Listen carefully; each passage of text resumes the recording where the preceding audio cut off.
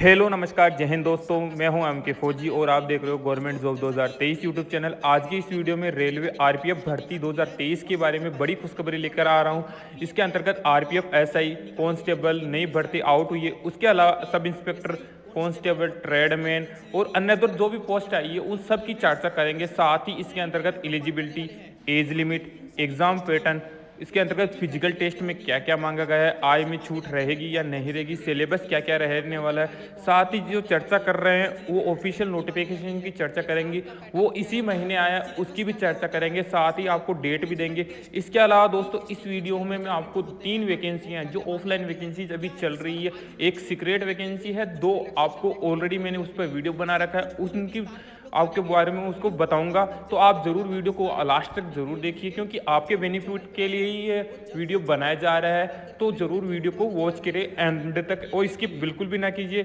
इसके अलावा दोस्तों आपको मैं न्यूज़ की एक कट ऑफ भी लेकर आ रहा हूँ जिसके अंतर्गत आप साफ देख पा रहे होंगे कि रेलवे देश भर में 1.5 लाख पदों पर भर्तियाँ करेगा। जी हाँ दोस्तों, कम से कम 2 लाख पद खाली है जिनके ऊपर रिक्वायरमेंट होनी है। ये रिक्वायरमेंट कब तक होगी इसका भी रेलवे ने जवाब दिया है प्रेस कॉन्फ्रेंस करके कि ये रेलवे में जो मार्च आने वाला मार्च है 2024 का, तब तक भर्तियां पूरी कर लेगा इन 1.5 लाख पदों के ऊपर। जो 2 लाख ऑलरेडी खाली पद चल रहे हैं उनको भरने के लिए 1.5 लाख पदों की अभी वैकेंसी करेगा और 50,000 पदों की बाद में वैकेंसी करेगा। तो आप जरूर इस वीडियो को देखिए। इसके अलावा जो भी कमियां रहती है उसका भी हम सॉर्ट आउट जरूर करेंगे। तो चलिए स्टार्ट करते हैं इस वीडियो को। तो दोस्तों देखिए, ये जो भारत सरकार का गवर्नमेंट ऑफ इंडिया रेल मंत्रालय मिनिस्ट्री ऑफ रेलवेज ये ऑफिशियल कॉन्फिडेंशियल जो नोटिफिकेशन है वो आपको प्रस्तुत कर रहा हूँ। इसके अंतर्गत आप देख पा रहे होंगे डेटेड 10/2023 यानी अक्टूबर 2023 का ही ये फॉर्म अरेंज किया जा रहा है। इसके अंतर्गत भी ये बताया जा रहा है कि किसके इसके अंतर्गत वैकेंसी आई है। दोस्तों वैसे तो आपको पता ही होगा, अगर पता नहीं हो तो मैं बता देता हूं कि हर बार कंडक्ट कराती है एग्जाम आरपीएफ, लेकिन इस बार जिम्मा किसको दे दिया गया है? आरआरबी। जी हां दोस्तों, रेलवे रिक्वायरमेंट बोर्ड को एग्जाम कंडक्ट कराने का जिम्मा दे दिया है, जो इस फॉर्म में भी बताया जा रहा है। दोस्तों RRB is being hand over, जो एप्लीकेशन से लेकर एग्ज़ाम या आपको ज्वाइनिंग लेटर तक पूरा काम कौन करेगा? इस बार आरआरबी करेगा। क्योंकि इस बार बड़ी वैकेंसी आ रही है। साथ ही जो छोटी छोटी वैकेंसीज रहने वाली है उनका तो आरपीएफ ही देखती थी, लेकिन इस बार कौन कराने? आरआरबी कराने वाली है। इसलिए थोड़ा सा फॉर्मेट भी चेंज होगा, थोड़ा सा सिलेबस भी चेंज होगा। तो इसके अंतर्गत हम सिलेबस की भी लास्ट तक चर्चा करेंगे कि सिलेबस में क्या रहने वाला है। साथ ही रनिंग और फिजिकल में क्या क्या रिक्वायरमेंट ये मांगेगा। दोस्तों ये वैकेंसी कौन से पश्चिमी रेलवे या उत्तर रेलवे के द्वारा की जा रही है? तो इसमें साफ लिखा है कि ये ईस्टर्न रेलवे के द्वारा कंडक्ट करवाई जाएगी। इसके साथ ही आप नोट कर पा रहे होंगे कि 16/10/2023 तक इसका रिस्पांस दिया गया है, तो जल्द ही भर्ती का नोटिफिकेशन रिलीज कर दिया जाएगा। इसके थ्रू आप ये भी नोट कर पा रहे होंगे कि चेयरमैन के थ्रू ऑर्डर दिए जा रहे हैं। तो आप ये जरूर ध्यान में रखें कि अभी जो लोकसभा चुनाव आ रहे हैं इसके मद्देनज़र इंडियन गवर्नमेंट बड़ी वैकेंसियाँ लाएगी और पक्का लाने वाली है। तो आप इस वैकेंसीज का फ़ायदा उठाइए। साथ ही आपको मैं बता दूं दोस्तों, मैं ऑफलाइन वैकेंसीज के ऊपर भी वीडियो बनाता रहता हूं, तो आप जरूर चेक कीजिएगा। जो आपके लिए सीक्रेट वैकेंसी रहने वाली थी वो है आर्मी एयर डिफेंस कॉलेज के अंतर्गत जो फायरमैन के पदों पर वैकेंसी निकली है। इसके अंतर्गत दोस्तों पोस्ट जरूर कम रहने वाली है, लेकिन आप इसका फ़ायदा उठा सकते हो क्योंकि ऑफलाइन वैकेंसीज के अंतर्गत कंपटीशन बहुत कम होता है और जो फॉर्म फिलअप होता है वो भी बहुत कम होता है। तो आप इसका फॉर्म भर सकते हो। अगर इसका फॉर्म आपको फिलअप करना नहीं आता तो हमने इसका वीडियो अलग से बना रखा है, आप उसका वीडियो जाके जरूर चेक कीजिएगा। ये आपके लिए बेनिफिटफुल रहने वाला है। साथ ही आगे भी बने रहेगी, एक अनदर वैकेंसीज को भी डिटेल्स मैं आपको देने वाला हूँ। चलिए दोस्तों अब चर्चा कर लेते हैं कि पोस्ट वाइज वैकेंसी किस किस की आएगी। तो सबसे ज़्यादा पोस्ट स्टार्टिंग के अंतर्गत दोस्तों आरपीएफ की आने वाली 10,000 से ज़्यादा पोस्ट आएगी और 12,000 पोस्ट जो आरपीएफ एसआई और अनदर वैकेंसीज को मिला के आने वाली, यानी शुरुआती पोस्ट 25,000 वैकेंसीज आएगी। ये 25,000 के रूप में 3 या 4 बार करवाई जा सकती है या एक साथ भी कंडक्ट करवाई जा सकती है। मेरे हिसाब से ये एक साथ कंडक्ट करवानी चाहिए, ताकि क्योंकि प्रधानमंत्री जी हर रोजगार मेले के अंतर्गत 75,000 रोजगार और जो ज्वाइनिंग लेटर है वो सौंपते हैं, तो उसी को मद्देनजर रखते हुए ये वैकेंसीज का भी प्लान किया जा रहा है। क्योंकि लोकसभा चुनाव के मद्देनजर आपको 75 नहीं 1.5 लाख ज्वाइनिंग लेटर लेटर सौंपने का इनका ऑर्डर है या जो प्लान है, तो उसी के हिसाब से इस वैकेंसीज़ के ऊपर भी इनकी नज़र है। तो ये आपके लिए भी बहुत बड़ा फ़ायदा रहने वाला है। अभी आपके मन में यही सवाल आ रहा होगा कि आखिर फॉर्म कब से आ सकते हैं, साथ ही नोटिफिकेशन कब रिलीज हो सकता है।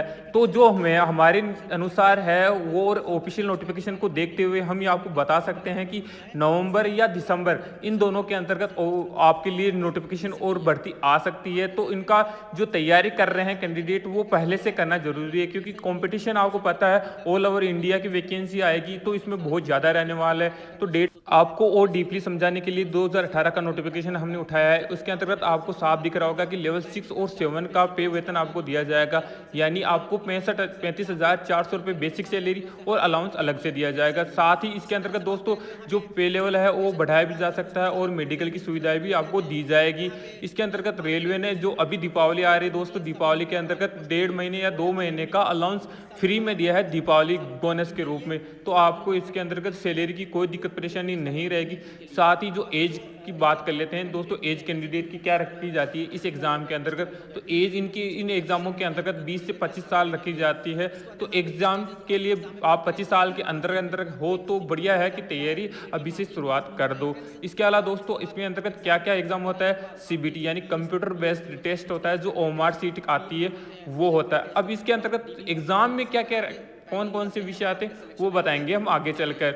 इसके अलावा जो जनरल इंस्ट्रक्शन क्या होते हैं, आपको तैयारी कैसे करनी होती है, और अनदर वैकेंसी सभी पोस्टों के लिए आती है। तो आप इसके लिए दोस्तों घबराइए नहीं। इसके अंतर्गत जो फिजिकल स्टेमिना है दोस्तों, फिजिकल के अंतर्गत आपसे क्या क्या रिक्वायरमेंट मांगी जाती है, कैटेगरी वाइज आपको अगर छूट दी जाती है या नहीं दी जाती वो भी बताएंगे। तो दोस्तों एजुकेशन क्वालिफिकेशन जो ऐसा ही है उसके लिए ग्रेजुएशन होना चाहिए, कोई भी रिकग्नाइजेशन बोर्ड हो उसके अंतर्गत।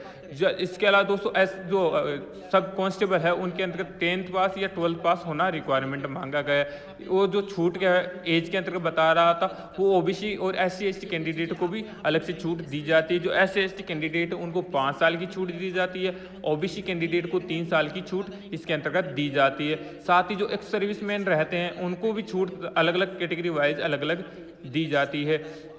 जो कैंडिडेट है डिसेबिलिटी होता है जाते हैं वॉर के अंतर्गत उनको भी वरीयता एग्जाम के अंतर्गत दी जाती है। इसके अलावा दोस्तों नोटिफिकेशन के अंतर्गत फीस की चर्चा की गई है कि फीस आपसे कितनी ली जाएगी। जो 500 रुपये ली जाती है किसी किसी से, जो आपसे कई बार रिफंड भी हो जाती है, 400 रुपये रिफंड हो जाएगी, साथ ही 100 रुपये इनके पास रखे जाते हैं। और जो ऐसे एसटी कैंडिडेट और एक सर्विसमैन उनसे 250 रुपये ले जाएंगे और 250 के 250 इनको रिफंड कर दिए जाएंगे। तो फीस की कोई दिक्कत या परेशानी नहीं रहने वाली। इसके अंतर्गत जो कंप्यूटर बेस्ड टेस्ट है उसमें क्या क्या होना जरूरी है, तो इसके अंतर्गत दो टेस्ट के अंतर्गत दोस्तों आपको हिंदी, इंग्लिश, उर्दू, तमिल, तेलुगु, कोनकी, मलयालम, कन्नाडी, मराठी, गुजराती, बंगाली, आसामी, मणिपुरी और पंजाबी, इन सभी में लैंग्वेज में आपका टेस्ट कंडक्ट कराया जा सकता है। तो आप अपनी लैंग्वेज में टेस्ट दे सकते हैं। टेस्ट का टाइमिंग क्या होता है दोस्तों, टेस्ट का टाइमिंग होता है 90 मिनट। नंबर ऑफ क्वेश्चंस कितने होते हैं, नंबर ऑफ क्वेश्चंस 120 रहने वाले हैं। जनरल अवेयरनेस सिलेबस की बात कर रहे हैं दोस्तों, अभी ध्यान से देखिएगा वीडियो। जनरल अवेयरनेस 50 नंबर की रहेगी, तो 50 नंबर की 50 मार्क्स की रहने वाली है। इसके अंतर्गत जो क्वेश्चंस आएंगे वो economics, geography, cultural, Indian constitution, sports, general science और इवेंट्स जो होते हैं एनवायरमेंटल के क्वेश्चंस आएंगे, सोसाइटी से रिलेटेड क्वेश्चंस आने वाले हैं। नेक्स्ट है अर्थमेटिक, वो 35 मार्क्स की है। इसके अंतर्गत number system, whole number, decimal और भी जो क्वेश्चंस रहने वाले 10th लेवल की वो लिए जाएंगे। नेक्स्ट है जनरल इंटेलिजेंस और रीजनिंग, ये 35 मार्क्स की आती है। जो फेज 2 है उसके अंतर्गत आपका क्या कंडक्ट करवाया जाता है, फेज 2 के अंतर्गत जो आपका एग्जाम हो जाएगा उसके अंतर्गत फिटनेस टेस्ट लिया जाएगा। तो आपको बता देते हैं कि फिटनेस टेस्ट जो है वो सब इंस्पेक्टर के लिए 6 मिनट 30 सेकंड आपसे रनिंग की दी जाएगी, टाइमिंग दी जाता है। और जो महिलाएं हैं वो उनको 800 मीटर की रनिंग करवाई जाएगी 4 मिनट के अंतर्गत। लॉन्ग जंप सब इंस्पेक्टर के लिए 12 फीट और महिलाओं के लिए 9 फीट। हाई जंप जो पुरुषों के लिए वो 3 फीट 9 इंच और महिलाओं के लिए सिर्फ 3 फीट रहने वाला है। इसके अलावा जो कांस्टेबल है, कांस्टेबल के लिए भी तो दोस्तों 1600 मीटर की रनिंग, उनको टाइमिंग थोड़ा कम दिया जाएगा। साथ ही लॉन्ग जंप उनके अंदर 14 फीट का रखा जाता है। हाई जंप भी 4 फीट या 3 फुट 9 इंच का भी उसमें भी करवाया जाता है, तो उसका भी आप जरूर ध्यान रखिए। मेन है जो ऐसा के लिए, तो वैसे के लिए हम चर्चा कर रहे हैं कांस्टेबल के लिए भी। कांस्टेबल की चर्चा कर लेते हैं। तो कांस्टेबल के लिए दोस्तों 5 मिनट 45 सेकंड दिए जाएंगे, कितने के लिए? 1600 मीटर रनिंग के लिए। इसके अलावा 800 मीटर किसके लिए? फीमेल्स के लिए है। 3 मिनट 40 सेकंड दिए जाएंगे 800 मीटर के लिए। लॉन्ग जंप पुरुषों कांस्टेबल के लिए 14 फुट और महिलाओं के लिए 9 फीट डीच रखी गई है। इसके अलावा दोस्तों हाई जंप 4 फीट और कांस्टेबल महिलाओं के लिए 3 फीट हाई जंप रखा गया है। इसके अलावा दोस्तों कैटेगरी और हाइट की बात बता देता हूँ कि हाइट कितनी ली जाने वाली है। तो आरपीएफ कांस्टेबल के लिए दोस्तों ओबीसी के लिए 165 सेंटीमीटर, फीमेल के लिए 157 सेंटीमीटर रखी गई है। और साथ ही जो चेस्ट है वो 80 सेंटीमीटर होना चाहिए बिना फुलाए, और फुलाए 85 हो सकता है। SC/ST कैंडिडेट के लिए हाइट 160 सेंटीमीटर, साथ ही फीमेल के लिए 152 सेंटीमीटर, और जो आपका चेस्ट है वो 76.2 होना चाहिए बिना फुलाए, फुलाए 81.2। और जो गढ़वाल्स है, गोरखा है, मराठा है, डोगरा है, कुमाऊँ है and other categories specialist by government, यानी गवर्नमेंट के द्वारा जो स्पेशल कैटेगरीज है उनकी हाइट कम हो तो भी चलेगी। कितनी होनी चाहिए? 163 सेंटीमीटर चल सकती है। और जो इन स्पेशल कैटेगरीज की महिलाएं हैं उनकी 155 सेंटीमीटर हो तो भी चल सकती है। उनका चेस्ट बिना फुलाए 80 सेंटीमीटर और फुलाए 85 सेंटीमीटर, यानी चेस्ट तो हमारे जैसी सेम ही है, लेकिन उनको छूट किस में दी गई है? हाइट के अंतर्गत दोनों को छूट दी गई है। किस किस को? ST/ST को, और साथ ही जो स्पेशल कैटेगरीज है उनको भी छूट दी गई है। इसके अलावा दोस्तों जो ट्रेनिंग पीरियड है उनके अंतर्गत आपकी 6 महीने की बेसिक हो सकती है एग्जे नोटिफिकेशन के अनुसार। जो रिजर्व कैंडिडेट है उनको भी स्पेशल छूट दी जाएगी, जो एक्स सर्विसमैन है या अनरिजर्व्ड है पहले से, उनके लिए भी छूट दी जा रही है। दोस्तों अभी बात कर लेते हैं हम सैलरी की। तो SI की जो सैलरी है उसके अनुसार कितनी दी जाएगी दोस्तों? पे स्केल आपका 9,300 से लेकर 34,800 रुपये रहेगा। ग्रेड पे आपका 42 रुपये रहेगा। साथ ही बेसिक पे आपका 35,400 रुपये, और ग्रोस सैलरी जो नेट सैलरी रहने वाली है वो 45,000 रुपये से 49,000 रुपये रहने वाली है।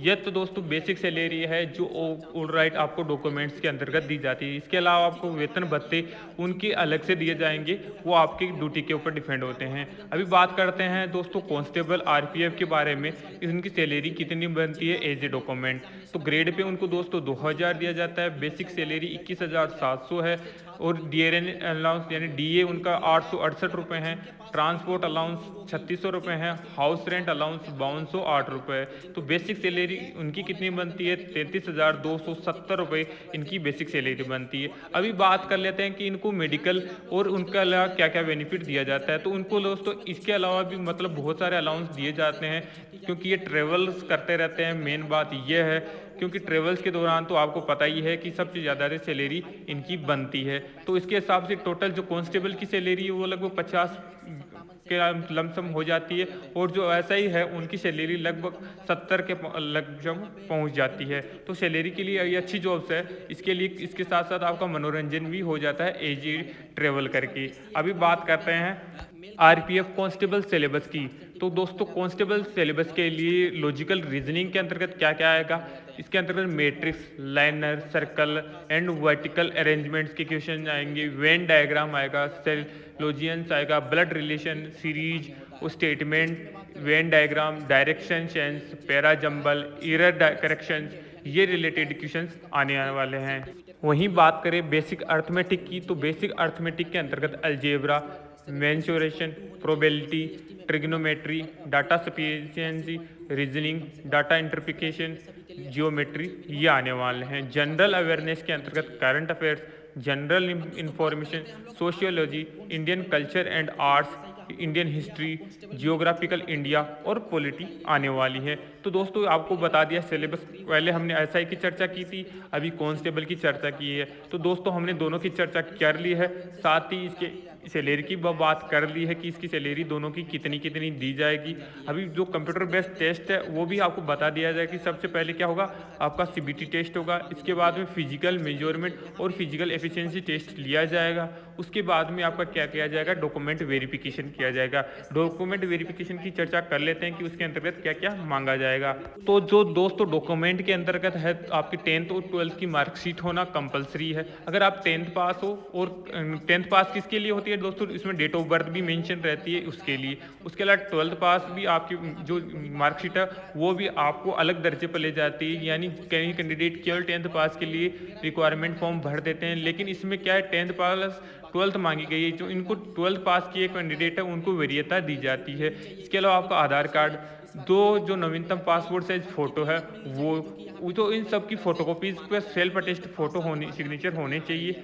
जिस तरह का मैंने कर रखा है उसी तरीके से आपको करना है। जैसे मैंने फोटो की आधा साइन नीचे कर रखा है, आधा साइन ऊपर कर रखा है, वैसे ही सेम आपको प्रोसेस में करना है। वैसे तो अगर आप ई मित्र के थ्रू ऑनलाइन फॉर्म भरवाओगे तो आपको कोई दिक्कत परेशानी नहीं रहेगी, वो आपको थोड़ा बहुत इन्फॉर्मेशन दे देंगे, लेकिन खुद को भी इन्फॉर्मेशन होना जरूरी है दोस्तों, क्योंकि कई बार वो जल्दी जल्दी में आपका फॉर्म इस तरह भर देते हैं कि आपका फॉर्म रिजेक्ट हो जाता है। इसलिए सबसे बढ़िया यही है कि वैकेंसी कोई भी आए हो, लेकिन उसको अच्छे से देखना जरूरी है, क्योंकि कैंडिडेट शॉर्ट्स वीडियो या मूवीज देखने में टाइम वेस्ट कर सकते हैं, लेकिन उनकी लिए जो बेनिफिट हुए रहने वाली जानकारी उसको नहीं देखेंगे। तो जरूरी यही है दोस्तों, आप पूरा वीडियो तो देखिए, ये जानकारी आपके लिए ही है, सिर्फ आपके लिए। तो जानकारी को पूरा होना जरूरी है। आधी जानकारी मतलब आपका फॉर्म रिजेक्ट होने की पूरी पूरी संभावना होती है, इसलिए जानकारी पूरा पड़ेगा जो आपके लिए बेनिफिटफुल रहने वाली। अभी चर्चा कर लेते हैं जो अनोदर वैकेंसी बता रहा था उसके बारे में। तो दोस्तों ये लिख लिए, जेएलएन कृषि विश्वविद्यालय जबलपुर की वैकेंसी है। कृषि विश्वविद्यालय जबलपुर के अंतर्गत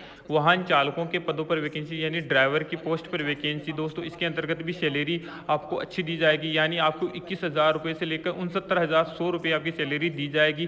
साथ ही इसमें 10th पास और 3 वर्षीय अनुभव, यानी आपको गाड़ी चलाने का थोड़ा बहुत एक्सपीरियंस होना चाहिए। लाइसेंस हल्का या भारी होगा तो चलेगा। तो दोस्तों ऐसी ही और जॉब्स के लिए आप हमारी वीडियोस को जरूर देखिए, जो प्लेलिस्ट में जाइए, वहाँ पे बहुत सारी वीडियोस है। आप जो भी वैकेंसी आती है हम उसकी वैकेंसी की वीडियो डालते रहते हैं, तो आप उनको जाके जरूर चेक कीजिएगा। फिलहाल नेगेटिव मार्किंग की बात करें तो दोस्तों नेगेटिव मार्किंग 1/3 होती है दोनों के अंतर्गत। तो नेगेटिव मार्किंग का जरूर ध्यान दीजिए। जो कैंडिडेट पहले वीडियोस नहीं देखते वो बाद में क्या करते हैं, तुक्का लगा के आते हैं। तो तुक्का हमको नहीं लगाना। अगर सक्सेस आपको पाना है तो पहले से तैयारी करना पड़ेगा। ये नहीं कि कल रिक्वायरमेंट आई और परसों आपने फॉर्म भर दिया और आपको परसों उसके बाद में ज्वाइनिंग लेटर आ जाएगा। जी नहीं, उसके लिए तैयारी कम से कम 6 महीने पहले करते हैं कैंडिडेट। और बहुत सारे कैंडिडेट को हमने देखा है, जो कैंडिडेट पहले से तैयारी करते हैं वही पास हो पाते हैं, लास्ट टाइम पर आप कुछ भी नहीं कर पाते। अदरवाइज जो भी कैंडिडेट है, सबसे अच्छी बढ़िया बात यही है कि आप यूट्यूब के थ्रू या ऑनलाइन या ऑफलाइन कोचिंग जो भी हो उसके थ्रू तैयारी बहुत समय पहले से कीजिएगा, ताकि आपको बेनिफिटफुल रहने वाला है मैच के लिए। नेक्स्ट जो नोटिफिकेशन में क्या बताया गया है दोस्तों, जो 1600 मीटर और 800 मीटर की रनिंग है उनमें सिर्फ केवल आपको एक ही चांस दिया जाएगा। अदरवाइज जो दूसरे हैं जैसे लॉन्ग जंप, हाई जंप या जो भी और अदर टेस्ट है उनके अंदर आपको 2 चांस दिए जाएंगे। तो आपको जो ये भी ध्यान में रखना है, कई बार कैंडिडेट क्या जाते हैं और एक चांस जैसे लॉन्ग जंप नहीं हो पाता उनका तो वो वापस आता है।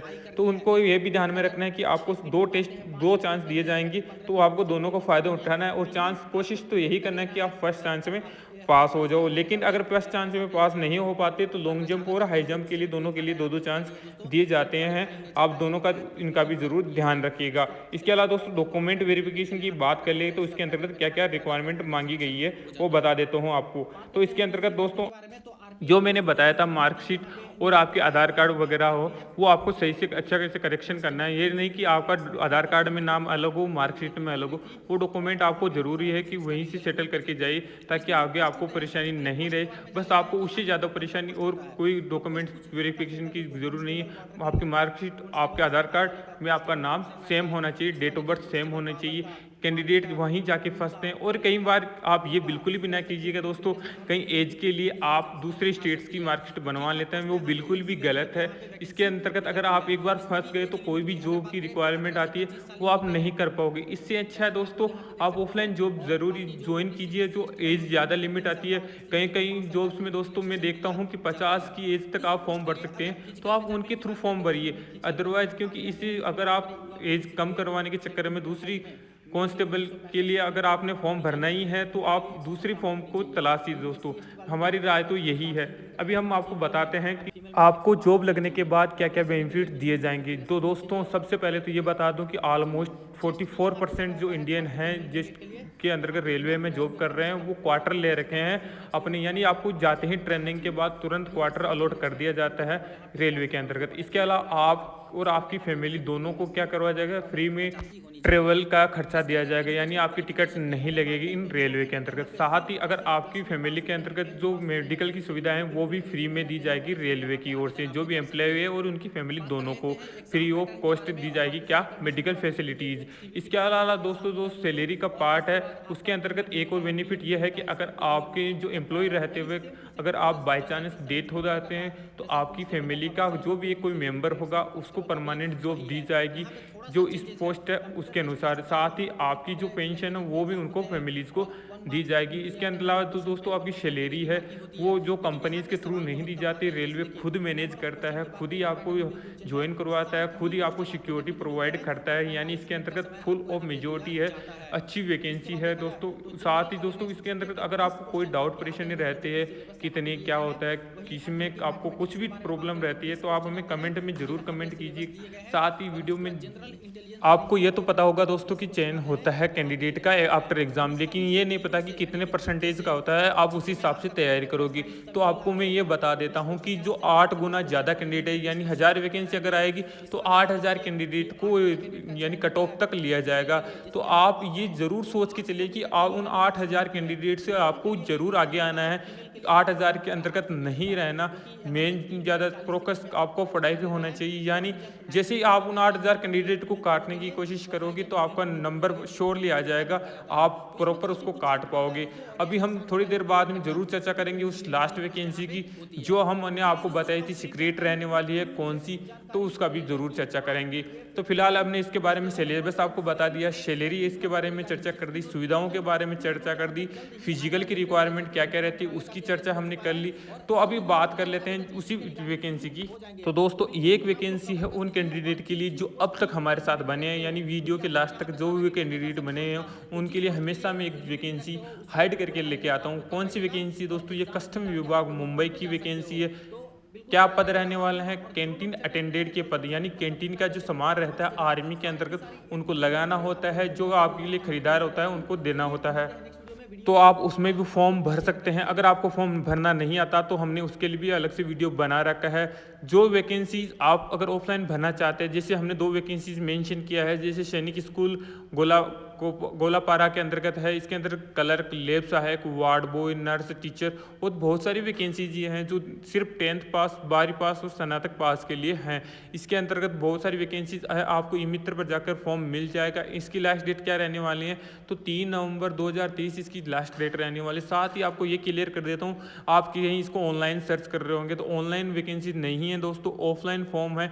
ऑफलाइन फॉर्म आपको ई मित्र पर जाकर ही मिल सकते हैं। इसके अंतर्गत भी अच्छा वेतन है और साथ भी अगर आप पार्ट टाइम करना चाहते हैं तो इसमें कुछ वैकेंसी आज पार्ट टाइम के लिए भी है, तो आप अपना टाइम देकर पार्ट टाइम जॉब्स भी कर सकते हैं। अगर आपके पास फुल टाइम है तो फुल के लिए भी वैकेंसी भर सकते हैं। अनोदर वैकेंसी जिसके बारे में मैं चर्चा कर रहा था वो है ये यूनिट रन कैंटीन अफसर ट्रेनिंग एकेडमी गया, यानी अधिकार प्रशिक्षण अकादमी गया के अंतर्गत वैकेंसी। ये वैकेंसी सिर्फ 10th पास कैंडिडेट के लिए हैं, फीमेल और मेल दोनों एप्लीकेशन फिलअप कर सकते हैं।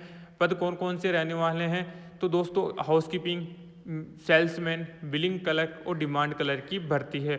जो बिलिंग क्लर्क और डिमांड क्लर्क है उस पोस्ट के लिए आपके पास थोड़ा बहुत एक्सपीरियंस होना चाहिए, किसका, कंप्यूटर का। जी हाँ, कंप्यूटर का नॉलेज अगर आपको है तो आप इन दोनों पोस्ट के लिए भर्ती देख सकते हैं। और सेल्समैन के लिए सिर्फ 10th पास मांगा गया है। तो फिलहाल इस वीडियो में इतना ही। जय हिंद।